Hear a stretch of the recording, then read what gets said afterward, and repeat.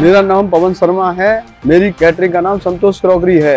अनुपम के काउंटर की क्वालिटी काफ़ी बेहतर है और पार्टियां बहुत पसंद करती हैं, इसलिए मैंने अनुपम के काउंटर को चूज किया है। पहले जो काउंटर मैंने यूज किए थे उसकी क्वालिटी गेस्टों को पसंद नहीं थी। अनुपम की कंपनी का हमने काउंटर लिया, उसकी क्वालिटी बहुत अच्छी है, उसकी लाइटिंग बहुत अच्छी है और गेस्ट बहुत संतुष्ट हैं। हमारे पास धीरे धीरे काम भी बढ़ रहे हैं, इंप्रूवमेंट बहुत हो रहा है इससे। हमारा गेस्ट काउंटर की लुक को देख करके बहुत ही अट्रैक्टिव होते हैं और हमें ज़्यादा से ज़्यादा काम मिलते रहते हैं।